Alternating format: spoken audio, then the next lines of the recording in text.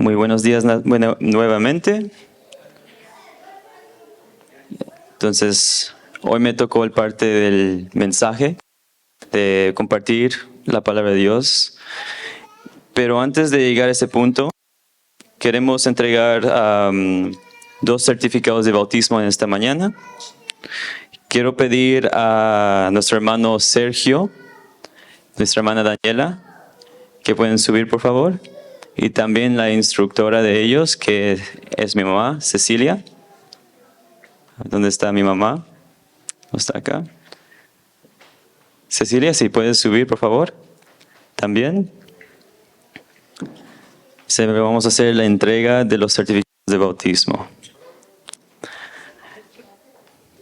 Voy a ponerse el pie acá. Sí, vamos para mi mamá.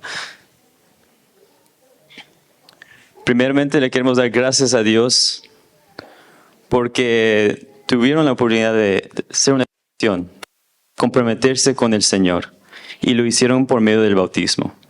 Aquí en el certificado dice en Mateo 28:19, por tanto, id y haced discípulos a todas las naciones, bautizándolos en el nombre del Padre y del Hijo y del Espíritu Santo.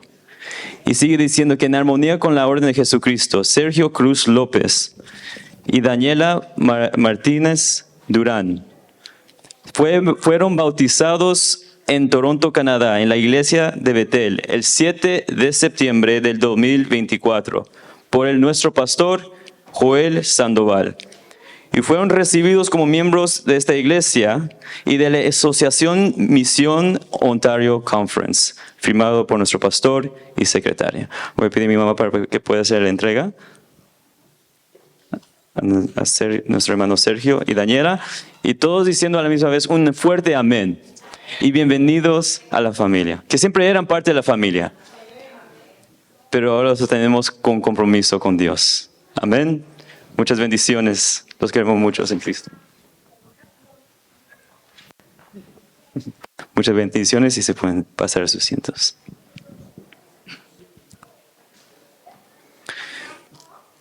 Muy bien. Ya les hice esta pregunta, pero quiero preguntarles una vez más. ¿Cómo están todos? ¿Bien, de verdad? ¿Bien? ¿Sí? Esa es como la pregunta, la respuesta como reaccional que hace una persona. Le preguntas ¿cómo estás? Bien, ni pensarla 2 veces, ¿verdad? Es algo automático que lo tiras. Con mi clase con los muchachos, les digo ¿cómo están? Me dicen todo bien, pero yo digo no, pero ¿qué fue lo bueno que te pasó esta semana? Y ahí piensan, ¿qué nos pasó bien esta semana? Bueno, hay muchas cosas buenas que han pasado durante la semana, ¿verdad? Primeramente de todos ellos es que estamos vivos, por la gracia de Dios. Y en sí, sobre todo, es el aspecto de también tener las cosas malas que pasan durante esta semana. Hay buenas y malas, ¿verdad? Pero a los que aman al Señor, todo les sirve para bien. Amén. Muy bien. Ahora les hago otra pregunta. ¿Cuántos de ustedes han sentido esta semana en el trabajo o en la casa o en la escuela un estrés bien fuerte? Como que está bien pesado el trabajo. ¿Sí, todos? La hermana levantó la mano. ¿Quién más? Leo, quizá Andrés, creo que levantó la mano. Hermana Yolanda, perdón. Mucho estrés. ¿Han tenido esos momentos en el trabajo donde te cae una actividad o estás haciendo un deber, un trabajo, y al nomás terminar te cae otra? Y al terminar esa te cae otra, te cae otra, te cae otra, y así como que haces tanto, que estás tanto en presión que la gente quiere que termines el trabajo. Y después te das cuenta, wow, ha volado el tiempo, ya son las 8 de la noche y comencé a las 8 de la mañana. ¿No pasan así? ¿Han sentido momentos de presión, de caos, estrés? ¿Verdad? Para mí lo sentí esta semana mucho. Esta semana fui a Montreal el domingo pasado, manejé allá y me mandaron allá para la especialidad de poder ayudar a la construcción y el mantenimiento, la construcción de los aviones. Y mi amigo me dijo, aquí en Montreal en las primeras semanas de octubre está bien relajado, ¿verdad? En los últimos 3 meses del año son los más pesados porque están dando los aviones a los que compraron los aviones, a los clientes. pero ya estaba comenzando el cuarto del año, en octubre, y dijeron, entonces va a estar bien relajado. Al nomás llegar el lunes, al entrar, dijeron, oh, bienvenido David, aquí tenemos 7 problemas. Y dije, wow, excelente paquete de bienvenida que nos dieron. Aterrizaron un avión con 7 problemas. Entonces ahí estuvimos y toda la semana y se me fue hecho para predicar este sermón, para predicar el sermón el domingo pasado. Entonces, en medio de todo ese caos que estuve en el trabajo, estuve preparando este sermón. Y con eso pude construir un tema. Dije, estoy viviendo en medio del caos acá, ¿por qué no escribo un tema donde habla de fe en el caos? Y allí como que la gente en el trabajo te jalan por aquí, por allá, y como te quieres dividir y sientes una presión que estás allí apretado. Pero en esos momentos yo siempre digo, Dios, ayúdame, ¿verdad? Alcanzo por fe a mi Señor para que me pueda ayudar en esas situaciones difíciles. Y ahora les hago la última pregunta antes de comenzar. ¿Jesús pasó por lo mismo? ¿Creen que Jesús pasó por lo mismo? ¿Sanando personas? Sí, él quizás peor que todos nosotros, ¿verdad? Todos los días, todas las horas, todos los minutos pasaba sanando, uno detrás del otro, y venía un grupo, lo sanaba y predicaba y se movía, hacía tantas cosas. Jesús estaba por mucho caos y estrés también en su vida. Mucha presión pasaba Jesús haciendo su trabajo también. Se iba a hacer tu culto, dormía y después se levantaba temprano en conexión con Dios y de regreso a su misión. Por seguro.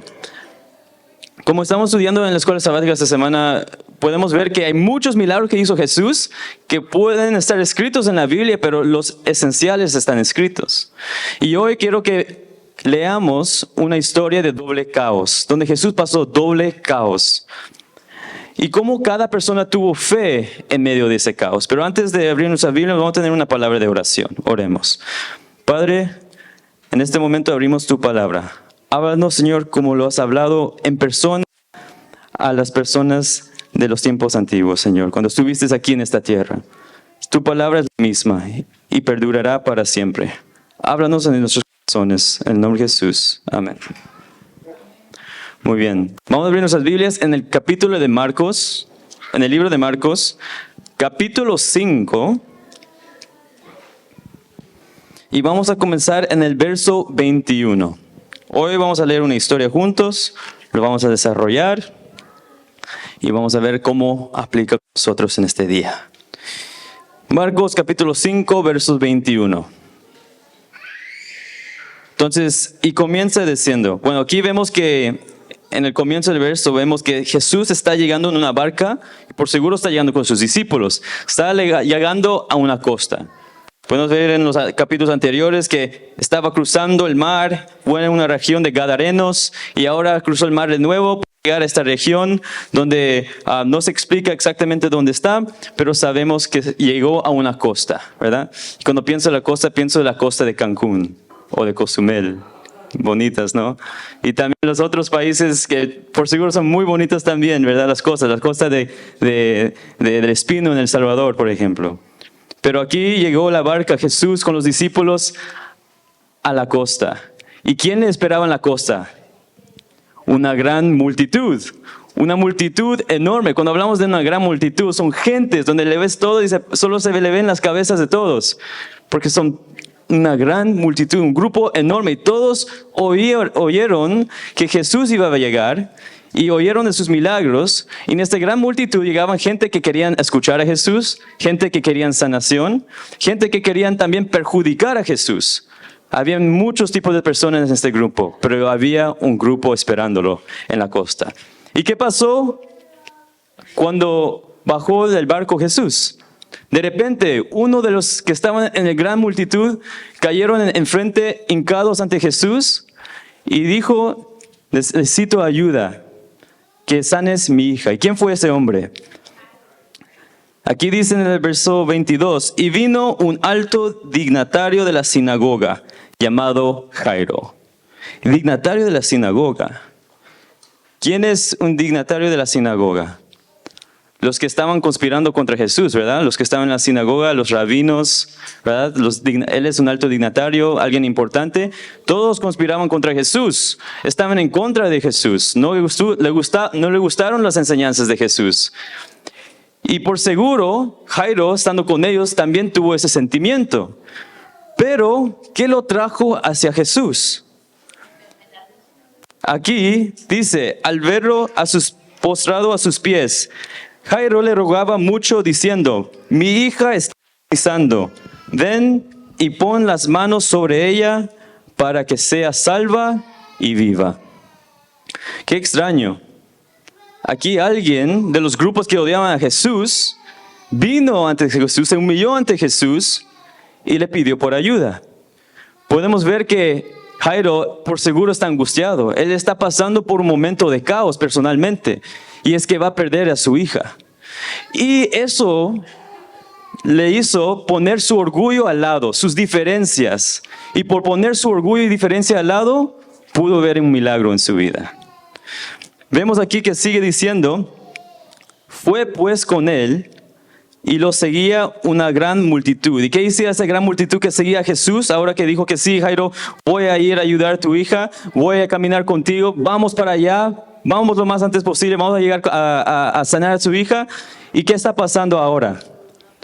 Lo apretaban, lo sofocaban, estaba tan apretado. Jesús estaba en presión humana, todos los querían tocar, todos lo querían ver, todos querían tener esa conexión con Jesús en ese momento.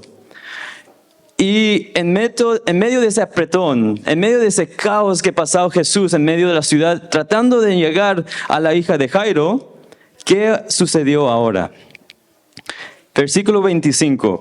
Pero una mujer que desde hace 12 años padecía de flujo de sangre y había sufrido mucho a manos de muchos médicos, y había gastado todo lo que tenía y de nada le había servido, antes le iba peor.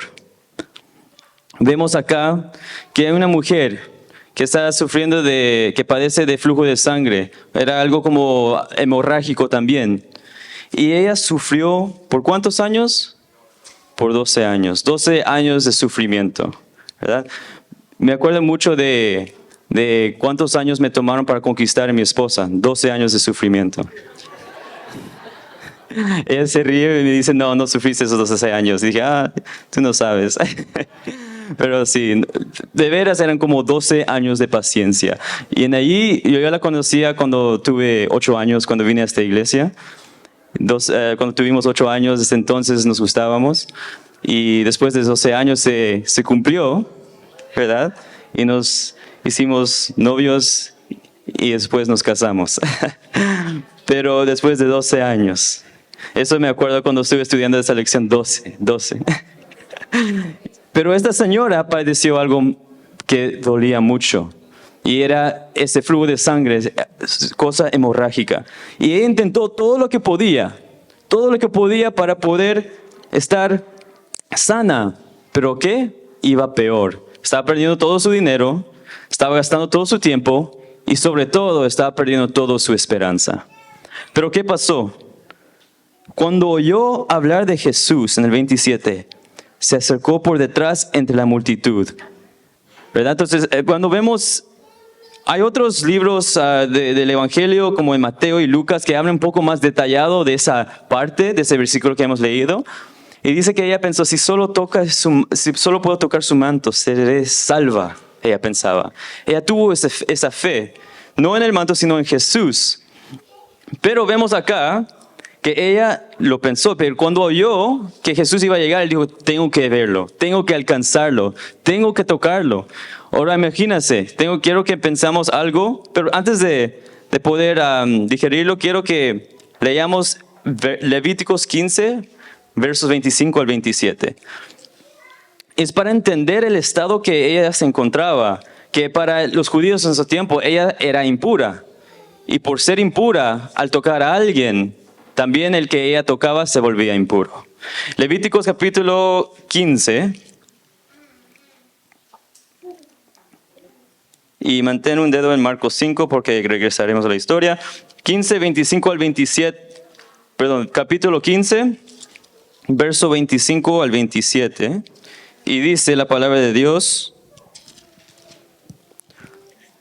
25 al 27, cuando una mujer tenga flujo de sangre por muchos días, fuera del tiempo de su menstruación, o cuando tenga flujo de sangre más allá de su menstruación, todo el tiempo de su flujo quedará impura como en los días de su menstruación.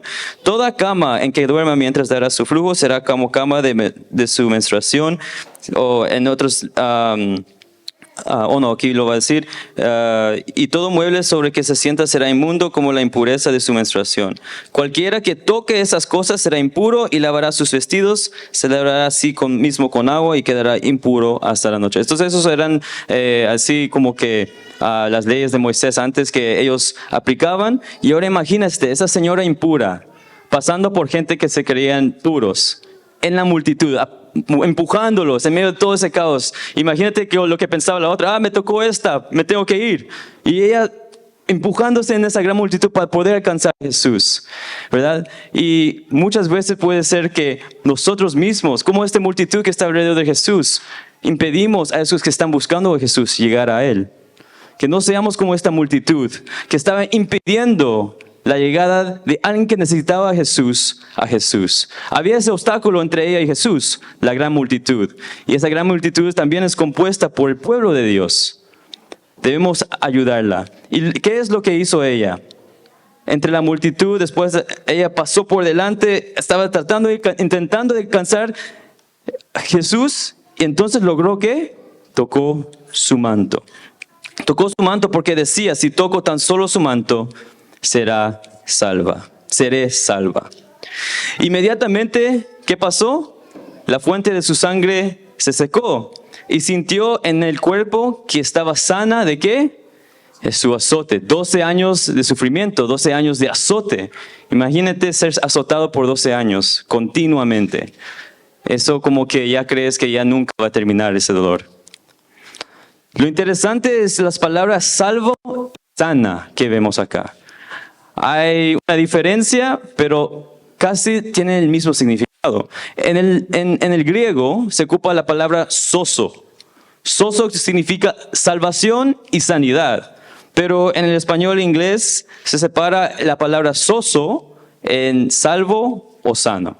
Pero al final los dos quieren decir la misma cosa, sozo. Y vemos acá que ella pensaba que si lo toco seré salva. Que ella será salva, no solo sanada físicamente, sino salvo espiritualmente. Luego Jesús, conociendo en sí mismo el poder que había salido de él, volviéndose a la multitud, preguntó, ¿quién ha tocado mis vestidos? Ahora te puedes imaginar lo que está diciendo Pedro, cuando todos lo están apretando y todos lo están tocando. Pedro y los discípulos, si estás diciendo como que Jesús está un poco loco ahorita, todos lo están tocando. ¿Cómo que está preguntando ahora quién me tocó? Y él ya sabía quién le tocó, pero él estaba haciendo la pregunta porque él quería que la señora que fue sanada viniera y contara su testimonio.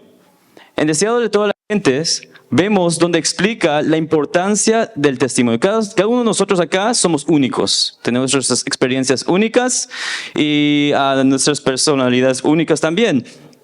Pero sobre todo es la experiencia, porque lo que nosotros pasamos cada uno en nuestras vidas varía mucho y es muy diferente a la persona que está a tu lado. Cuando Jesús quiso que ella contara su testimonio en frente de todos, hay que acordarse también que se estaba demorando la sanación de la hija de Jairo. Imagínate cómo estaba Jairo ahí, como que apúrese Jesús, ¿por qué estamos demorando tanto? ¿Por qué estás buscando a esta persona que aquí está, que te tocó? Todos están tocando, vámonos Jesús, vámonos. Hubiera pensado así Jairo, ¿no? Pero no, Jesús quiso parar, preguntar y ver si ella saldría. Los pecados en secreto que nosotros tenemos en nuestra vida, Jesús los conoce, pero Jesús también conoce los actos secretos de fe que hacemos en nuestras vidas diarias también. Y esos actos secretos de fe es lo que quiso Jesús, que ella compartiera su testimonio, porque el testimonio tiene la capacidad de poder transformar a cualquier persona. Como Pablo, cuando contó su testimonio al rey Agripa, el rey Agripa dijo, casi me hiciste cristiano, casi me convertiste. El testimonio es poderoso. Testimonio es la manera, un testimonio acompañado con una vida cristocéntrica es de gran poder para el ministerio de Jesús. El testimonio es como tú eres como un sermón caminando. Y si vives por fe, los demás verán tu fe y la notarán. Sigue diciendo, aquí podemos ver ya en 31 que dicen los discípulos, ¿por qué dices que me ha tocado? Y el 32 dice que él miraba alrededor para ver quién lo había hecho. Como él ya sabe quién es, pero quiere que la mujer haga algo. ¿Y qué sintió la mujer? ¿Qué sintió la mujer cuando preguntó? Temor, ¿verdad? Temor. Y tembló también, sabiendo lo que en ella había sido hecho. ¿Y qué hizo ella? Entonces, ella sintió como temor, dijo, oh, hice algo malo. Toqué el manto de Jesús, quizás se hizo impuro, pero no fue lo opuesto. Ahí en esos tiempos, tocando a alguien, la persona se vuelve impuro. Pero ella tocando a un puro, la hizo pura. Jesús siempre hace lo imposible. Él siempre hace cosas más grandes, ¿verdad? Y aquí lo presentó así. Y dice también aquí que ella vino y se postró delante de él y le dijo toda la verdad. Entonces, ¿qué le dijo Jesús? En el verso 34. Hija, tu fe te ha salvado, vete en paz y queda sana de tu enfermedad. Y dice, tu fe te ha salvado, ¿verdad? Sabemos que soso significa la misma cosa que salvo y sano, pero en ese respecto, él no estaba hablando solamente de la sanación física, sino la salvación a la vida eterna. Limpió sus pecados y sobre todo, limpió sus pecados y también la limpió de su sufrimiento. Y eso fue al encontrarse con Jesús. Y ahora seguimos con la historia. En el verso 35 dice, mientras él aún hablaba, vinieron de casa del alto dignatario de la sinagoga. Entonces, todo este caos está pasando. Ahí Jesús como que quiere llegar a un lugar, pero lo jalan a otro porque acaba de sanar a alguien que él estaba buscando. Ella cuenta todo su testimonio y algunas veces estamos como hermanos en la iglesia donde dice, esta señora está contando su testimonio, está tomando horas, que se apure, que termine con su testimonio, ¿verdad? Jairo por seguro estaba pensando así. Y entonces, ¿qué pasó? Llegó sus amigos vinieron algunos a hablar al Jairo y dijo, tu hija ha muerto. ¿Por qué molestas más al maestro? ¿Qué creen que sintió Jairo en ese momento? Quizás rabia porque dijo, esta señora, el testimonio de la hermana era demasiado largo. Hubiera llegado a tiempo, pero no llegamos a tiempo. O el testimonio del hermano. Aquí vemos que, aquí en el próximo versículo, en ese mismo versículo, tu hija ha muerto, ¿por qué? ¿Para qué molestarlo más? Por seguro él sentía en su corazón, sí, es verdad, ya es demasiado tarde. Ya es demasiado tarde. Y ese sentimiento de cuando sabes que un ser querido acaba de morir, es un sentimiento de caos en tu vida. Hay un conflicto en tu corazón. Cosas que hubieras hecho, memorias caen sobre ti y presionan las memorias. Todo lo que ha pasado, y no puedes creer lo que acaba de pasar. Esto me acuerda mucho de mi abuelita, que es la mamá de mi papá. Me acuerdo que cuando la perdí, es como algo donde lloras con la familia. Un momento de dolor, de angustia. Y sientes como todas esas memorias que tuviste con esa persona que se están encajando sobre ti. Te sientes así, en presión, en momento de caos. Y especialmente recientemente cuando me di cuenta de la manera que falleció mi abuela, me cortó mucho el corazón. Pero una cosa sé es que hay un remedio al sufrimiento. Y ese remedio es la fe. Y lo vemos en la bienaventurada. Bienaventurados los que lloran, porque serán consolados. Y en sí, la importancia de fe en momentos de dolor, cuando pierdes a un ser querido, es tan importante, porque te recuerda que como Jesús salvó a esta mujer de 12 años, también te salvará a ti. Y podrás tener esa oportunidad de verlo nuevamente en el reino de los cielos. Esa es la fe que guardamos, que lo veremos pronto. Yo anhelo mucho tener mi abuela, saber cómo estoy yo ahorita, conocer a mi esposa, conocer mis futuros hijos, primero Dios, pero no está acá. Y duele mucho pensar así, pero sé que por la fe la veré nuevamente en el reino de los cielos. Y es un sentimiento que duele mucho. Entonces, ¿qué dijo Jesús? ¿Y qué nos dice Jesús en este momento, en situaciones que estamos pasando de sufrimiento? No solo de pérdidas, pero sufrimientos quizás en el trabajo, en la escuela, o lo que sea. Vemos acá que dijo Jesús, no temas, cree solamente. Y sigue diciendo el 37, y no permitió que lo siguiera nadie, sino Pedro, Jacobo y Juan, hermano de Jacobo. Entonces de ahí se llevó solo él 3 discípulos. Vino a casa del alto dignatario de la sinagoga y vio el alboroto y a los que lloraban y lamentaban mucho. Entró y les dijo, ¿por qué alborotáis y lloráis? La niña no está muerta, sino duerme. ¿Y qué fue la reacción de la gente que estaban ahí? Se burlaron, dijeron, este está loco. Pero ¿qué está diciendo? No sabe nada. Pero ¿qué hizo Jesús cuando como ellos gente que dudaban, ¿verdad? Dudaban completamente. ¿Y qué hizo con la duda? Los sacó a todos. Pero ¿con quién se quedó? Tomó al padre, a la madre y los que estaban con él, que eran los 3 discípulos, y entró donde estaba la niña. Tomó la mano de la niña y le dijo, Talita cumi, ¿qué significa qué? Niña, a ti te digo, levántate. ¿Y qué pasó en ese momento? Inmediatamente la niña se levantó y andaba, pues tenía 12 años. Y la gente se llenó de asombro, pero él les insistió en que nadie lo supiera y dijo que dieran de comer a la niña. Vemos aquí que acaba de pasar mucho en la historia.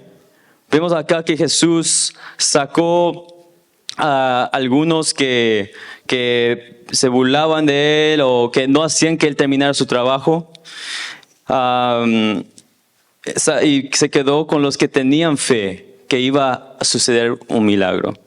Lo interesante de lo que vemos aquí en esta historia es que Jairo era un rabí o un dignatario de la sinagoga, ¿verdad? Era alguien que por seguro era orgulloso, pero cuando ya estaba llegando el momento de la muerte de su hija, cuando llegó el caos en su vida, ahí se dio cuenta que necesitaba de alguien divino, alguien que pueda salvar a su hija. Y reconoció, por medio de toda la burla por seguro que hacían en la sinagoga también, él encontró fe en Jesús. Fue y puso su orgullo al lado, dejó que Jesús entrara en su corazón, y no solo dejó Jesús entrar en su corazón, sino vemos aquí en el versículo 40, donde Jairo dejó a Jesús entrar en su casa también. Y en su casa, ¿quién se encontraba? Su esposa y su hija que estaba muerta. Cuando dejas a Jesús entrar en su vida y en su casa, habrá milagros en tu casa también. ¿No creen eso? Aquí podemos ver que Jesús entró, salvó a la niña y la sanó, Soso, y no solo salvó a la niña, sino también salvó a Jairo. Salvó a Jairo y por seguro le siguió la esposa también. Y esto es donde aplica Hechos 16:31, donde dice, cree en el Señor Jesucristo y serás salvo tú y toda tu casa. La acción de fe que tuvo Jairo fue una fe que pudo salvar a un incapacitado que estaba muerto, alguien incapacitadamente, que tiene que estaba muerta. Ella no puede ir a buscar a Jesús, o estaba muriendo en ese momento. Pero por la fe de su padre, su hija fue salvada. Padres, los que tienen hijos y hijas, quizás están en una necesidad como lo estuvo Jairo. Quizás tienes hijos o hijas que están alejados de la iglesia, hijos o hijas que necesitan ese reavivamiento espiritual. Es hijos o hijas que ves que están muertos espiritualmente y has hecho todo lo que puedes hacer y piensas que ya no puedes hacer nada. Si sientes eso y has perdido la esperanza, te acuerdo para que no la pierdas. Porque en la vida de Jairo había una persona que cambió todo y esa era Jesús.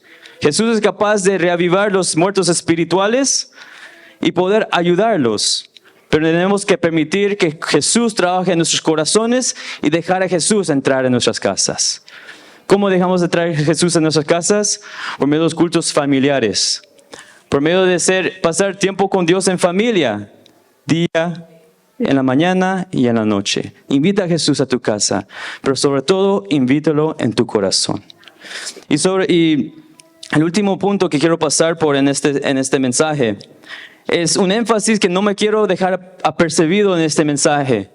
Y es el énfasis en el número 12 y que una era mujer de edad y la otra era una niña. Vemos acá que la niña tuvo ¿cuántos años? ¿Y cuántos años sufrió la mujer con sangre? ¿De flujo de sangre? 12 años. Cuando la Biblia se repite es porque nos quiere decir algo especial, pero quiere más escudriñar más la Biblia.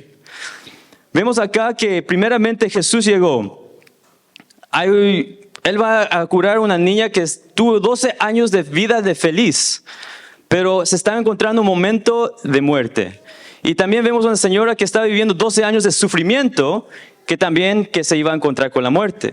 Vemos aquí la mujer de 12 años, de flujo de sangre, sufriendo. Ella fue sanada por Jesús. Y Jesús después fue a sanar ¿a quién? A la niña de 12 años. ¿No nos parece un poco como el Antiguo Testamento y el Nuevo? Donde Jesús es el centro de la Biblia, que fue el centro de donde introducimos el Nuevo Testamento. De la misma manera aquí, Jesús es el centro de la vida de las dos muchachas, de las dos hembras, que transformó y sanó a una, y la otra le dio vida para seguir adelante. También vemos con el número 12 en sí, el lado de la historia de los dos, en el número 12 vemos algo bien interesante. Si piensan en todas las ocasiones donde se dice el número 12 en la Biblia, está dicho como 168 veces. Están los 12 tribus de Israel, así es. Están los 12 discípulos, ¿verdad? Cuando Jesús tuvo 11 discípulos, y le llegó 13, pero solo quería hacer 12. ¿Verdad? Algunos piensan, más discípulos mejor, ¿no? Pero Jesús tiene una orden en cómo hace las cosas y Él sabe por qué quiso nada más los 12. Hicieron las suertes y quedó uno de esos dos para llenar el puesto del 12, que era el puesto de Judas. Están también los 12 candelabros en el santuario. Están los 12 panes, ¿verdad? Y como sabemos, diciendo con los discípulos, los 12 discípulos en la fundación de la nueva iglesia. También vemos en la ciudad santa. ¿Cuántas fundaciones va a tener la ciudad santa? 12 fundaciones. La longitud y la anchura de la ciudad. 12,000 estadios, ¿no?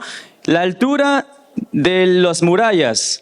144 codos, ¿no? Esos 12 por 12 también. Los 144,000, 12 por 12,000. Cuando vemos también historias como cuando Josué están poniendo las piedras, pusieron 12 piedras.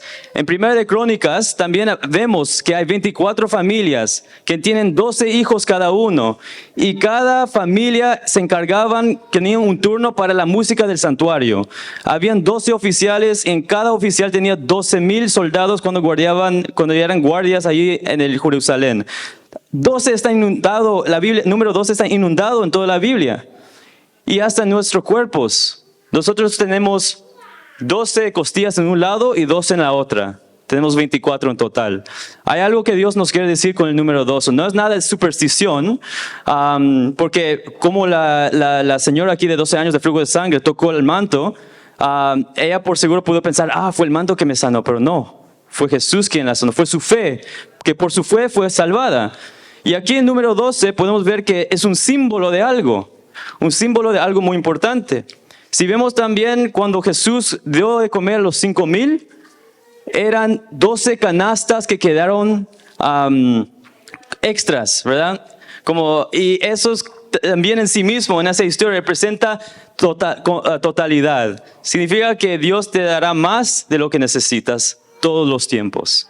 No se preocupen en el medio que caos, en el caos que te encuentras, porque Dios está ahí y te quiere encontrar. Podemos ver que en esta historia, la aplicación del número 12 tiene algo especial. El número 12, en todo lo que pude estudiar y hemos estudiado en la Biblia, es un símbolo de fe de la iglesia, la fundación de la iglesia y el orden divino de Dios.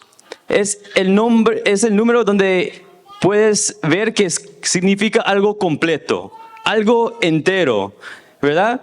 Y la aplicación que tiene acá es que esta señora pasó 12 años que soportó sufrimiento y prueba. Y la paciencia que ella tenía iba a llevarla a encontrarse con un gran avance. Y sabemos que ese gran avance es Cristo Jesús. Aquí podemos ver que cuando hablamos de algo completo, cuando hablamos de algo completo, hay un 0% y un 100%. Hay un inicio y un final. Y lo que representa los 12 años en la vida de cada uno, significa que iba a caducir, iba a terminar un tiempo de sufrimiento, y en ese tiempo iban a encontrarse con la muerte eterna o con la vida eterna, ¿verdad? Aquí podemos ver que debemos tener fe en tiempos de sufrimiento. Nos recuerda la liberación, aunque a menudo se retrasa, pero nunca se niega. Subraya la idea de que nuestros ensayos tienen fecha de nacimiento. En esencia, nos anima a mantener la esperanza y la fe, incluso cuando nos enfrentamos en situaciones de caos de largo plazo. Nos asegura que nuestros periodos de espera no son en vanos, sino que son una preparación para un momento de intervención divina. Quizás hemos intentado en nuestras vidas, lo hemos intentado todo. Quizás hemos intentado buscar esa carrera o trabajo que estamos siempre buscando, un trabajo que queremos. Quizás hemos intentado de salir de sufrimientos financieros, de deudas, y te cae un mensaje de $1,000 del CRA y dice, gracias a Dios, y te quitan los $1,000. ¿Has intentado sacar buenas notas en la iglesia? ¿Has intentado salvar tu matrimonio, pero lo estás perdiendo? ¿Has intentado todo para tener una mejor relación con sus hijos? ¿Has intentado como líder de iglesia, mantener la iglesia viva y caminando hacia la verdad? ¿Has intentado de conservar tu fe y dejar de pecar, pero sigues cayendo en el mismo pecado y no puedes vencer y crees que tienes una adicción que no puedes salir? Y con todo esto que estás haciendo y estás intentando, sigues fallando y aún así te hundes más y más y más. Aquí, en esta lección, nos quieres acordar que en medio de tu caos que estás pasando, cuanto más te hundes en tus problemas, hay alguien que nos puede librar de ese hueco. Y ese es Jesús. Él quiere que seamos salvos. Y como lo hemos leído en Hechos, cree en Jesús y tú y toda tu casa serás salva. Él nos quiere librar de esa enfermedad, del pecado que nos azota. Nos quiere dar la salvación. Y me gusta mucho lo que dicen los 3 hebreos, porque eso sí, como me impacta la fe de ellos. Donde dijeron, el Señor nos puede librar de tu mano, oh Rey. Y si no nos libra, nunca nos inclinaremos ante ti ni a tus estatuas. Hay que tener una fe que pase lo que pase, creeremos hasta el fin, porque nuestra vida no es aquí en el mundo. Podemos ser sanos acá, pero al final todos tendremos un fin. pero que ese fin sea con Cristo para la vida eterna.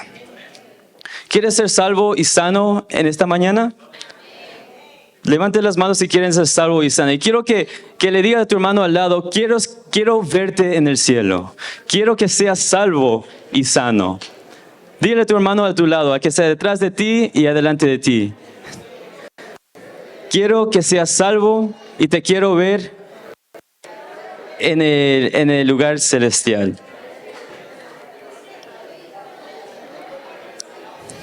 Amén.